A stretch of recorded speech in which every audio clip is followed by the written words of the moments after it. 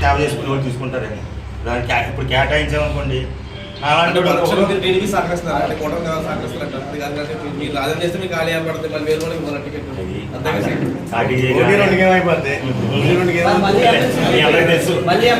మీరు కూర్చుంటారంటారా అయ్యా మళ్ళీ ఎమ్మెల్సీ సీట్లు మీరు కూర్చోవచ్చా దానికి కార్యకర్తలు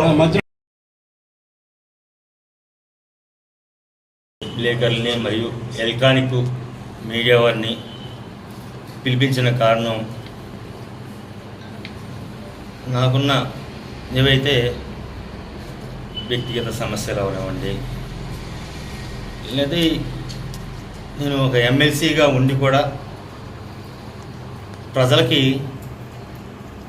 ఏ సేవ చేయలేకపోతున్నాను. దాని గురించి నేను ఎవరైతే ఉందో ఇంతకుముందు గౌరవనీయులు మాజీ ముఖ్యమంత్రి వర్యులు జగన్మోహన్ రెడ్డి గారు ఇచ్చిన ఈ శాసనమండలి సభ్యులకి రాజీనామా చేస్తున్నాను. అదేవిధంగా వైఎస్ఆర్సీపీ పార్టీకి కూడా రాజీనామా గౌరవ అధ్యక్షులు జగన్మోహన్ రెడ్డి గారికి పంపిస్తున్నాను. కారణం ఏంటంటే ఆ పార్టీలో ఉండడం మూలంగా ప్రజలకు ఎటువంటి సహకారం చేయలేకపోతున్నాను. ఇంతకుముందు ఉన్నా సరే ఒక సంవత్సరం ఎమ్మెల్సీగా అధికార పార్టీలో ఉన్నా సరే ఈ పార్టీలో ఇక్కడున్న రాజకీయాన్ని బట్టి కనీసం పోలీస్ ఫోన్ చేయాలన్నా నాకు అధికారం లేకుండా పోయింది అధికార పార్టీలో ఉన్నప్పుడు. అయినా మనుగడ సాగించుకు వచ్చాను. ఇప్పుడైనా ఈ చూసి ఈ రాజీనామా చేసి గౌరవంగా ఎమ్మెల్సీ ఉన్నాడు ఏమీ చేయలేకపోతున్నాడు అని ఆ మాట అనిపించుకునే కన్నా రాజీనామా చేసి నాకు ఏదైతే అవకాశం ఉంటుందో దానికి నేను ఇప్పుడు వెళ్దామని అనుకోవట్లేదు. నా నాయకులు కార్యకర్తలు ఉన్నారు, నాకు వ్యక్తిగతంగా ఉన్నారు. వ్యక్తిగతంగా ఎందుకంటే 2009లో కరుడుగట్టిన తీవ్రవాదులు పనిచేశారు.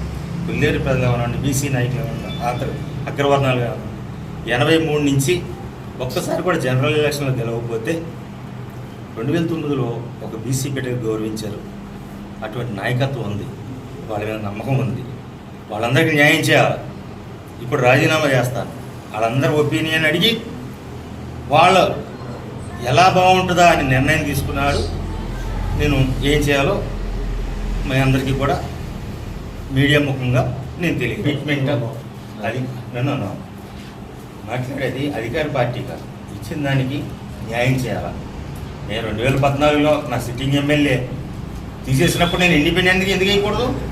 ఒక కమిట్మెంట్ ఉంది, నాకు కమిట్మెంట్ ఉంది. ఆ రోజు 14లో ఎమ్మెల్సీ ఇస్తున్నారు.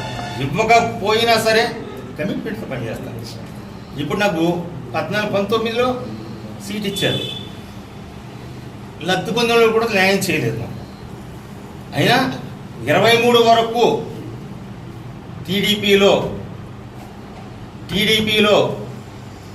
జరిగిన రోడ్లు బాగోలేదని వైఎస్ఆర్సీపీ మీద, స్థానిక ఎమ్మెల్సీ మీద, ఎమ్మెల్యే గారి మీద, ఉదయనాగేశ్వరరావు గారి మీద కూడా ఫైట్ చేశారు.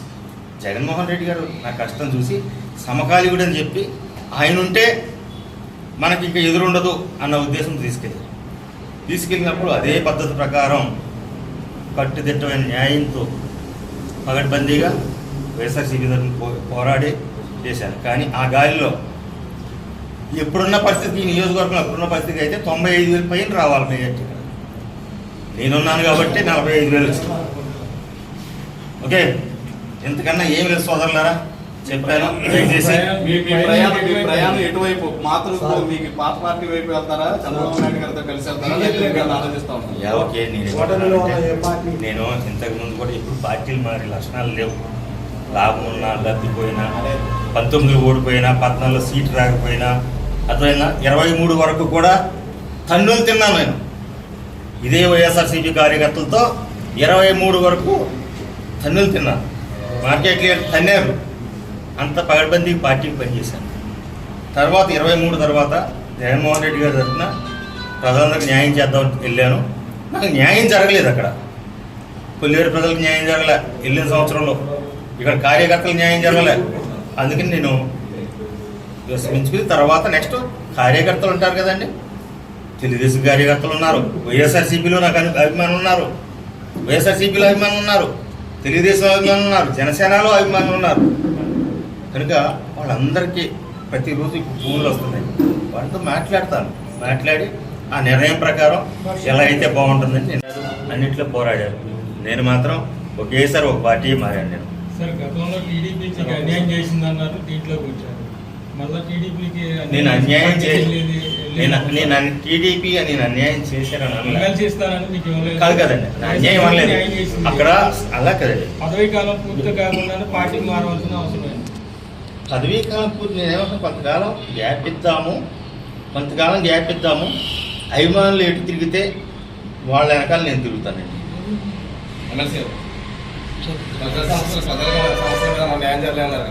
ఏ ప్రజా సమస్య పరిష్కారం కాలేదేమో చెప్పలేదు. ఓకే, చెప్పగలను. ఇది అంతా నోట్ చేసుకో. నాకు అపాయింట్మెంట్ వద్దా? నేను మళ్ళీ ఇది బాగా నోట్ చేసుకోండి. మీ దగ్గర వీడియో ఉంటే చెప్పండి. నేనేమంటున్నా అంటే మొన్న కార్మూర్ నాగేశ్వరరావు గారు కూడా పిలిచారు ఈ రూమర్ వచ్చినప్పుడు. డైరెక్ట్గా వెళ్ళాను, మాట్లాడాను. అయ్యా నా ఈ సమస్య ఇది, పోరాడదాం ఎప్పుడైనా సరే. ఇది చెరువులు తవ్విస్తానన్నారు కదా, నేను కూడా ఉంటాను సభలో. బొత్స సచిన్ తెలుసుకోండి అన్నారు. నేను కార్మూర్ నాగేశ్వరరావు గారు డైరెక్ట్గా తీసుకెళ్ళవచ్చు కదా, ఆయన కూడా అక్కడ కూడా ఉంటుంది. బొత్స సత్యనారాయణ గారు అన్న, బొత్స సత్యనారాయణ గారు పిలిచి ఇవాళ మాట్లాడతాను, రేపు మాట్లాడతాను, అపాయింట్మెంట్ తీసు. అయ్యా మనం ప్రతిపక్షంలో ఉన్నప్పుడే పోరాడాలా. ధాన్యం కొనుగోలు జరగట్లేదనో, కొల్లేరు ప్రజలు అక్కడ ఇబ్బంది పడుతున్నారు, చిన్న రైతులను ఇబ్బంది పెడుతున్నారు, దీని మీద మనం పోరాడాలి అని అంటే కనీసం అపాయింట్మెంట్ ఇవ్వలేదండి జగన్మోహన్ రెడ్డి గారు. కనీసం జగన్మోహన్ రెడ్డి గారు అపాయింట్మెంట్ ఇవ్వలేదు. ఇది చాలదా? అధికారం కోల్పోయిన జరిగింది. అధికారం మొన్న రీసెంట్గా 15 రోజులు మీరు అంటే సమస్యల పరిష్కారం అంటే మీరు పార్టీ మారుతున్నారా, నేననేది రాజీనామా చేస్తున్నారా? నాకైతే వ్యక్తిగతంగా కొంచెం దూరంగా ఉండి ప్రజలకు న్యాయం చేద్దామనే ఉద్దేశంతోనే ప్రజా సమస్యల మీద పార్టీ మారుతున్నాను, ప్రజల కోసం పోరాడడానికి. ఎందుకంటే ఆ పార్టీ అడ్రస్ కదండి, పార్టీ అడ్రస్ మీకు అర్థమవుతుంది. అధికారంలో ఉన్నప్పుడే లేనిది అధికారం లేకుండా ఎలా జరిగింది సార్ పనులు? మీకు అధికారం లేనప్పుడే ఉన్నప్పుడే మీకు న్యాయం జరగలేదు అంటారు కదా, ఏ పార్టీలో లేకుండా ఎలా జరుగుతుంది అనుకుంటున్నారు? వ్యక్తిగతంగా పోరాడడానికి నాకు శక్తి సామర్థ్యాలు ఉన్నాయి. అది కాకుండా కొంతకాలం గ్యాప్ ఇచ్చి కొంతమంది నాయకులు వస్తున్నారు. ఎప్పుడు దగ్గర 5 సంవత్సరాలు ఎలక్షన్ తర్వాత 6 నెలల ముందు బ్యాగ్ తీసుకొస్తున్నారు, ఎమ్మెల్యేలు అయిపోతున్నారు. నా వ్యక్తిగతంగా కూడా ఫైనాన్షియల్గా కూడా చూసుకోవాలి కదా, నా వ్యాపారాలు నా కుటుంబాన్ని కూడా చూసుకోవాలి కదండి, ఆరోగ్యపరంగా కూడా ఉండాలండి. కానీ ఇక్కడ ఉంటే కనుక వ్యక్తిగత జీవితాలను కోల్పోతుంది. ఇది పదవులు ఉంటే ప్రతిరోజు కార్యకర్తలకు అందుబాటులో ఉండాల్సి వస్తుంది. కొంతకాలం దూరంగా ఉండి తర్వాత కార్యకర్తలను నిర్ణయం తీసుకుంటాం. అధికారం అన్ని పార్టీల్లో మీకు అభిమానులు ఉన్నారంటారు. యా. మళ్ళీ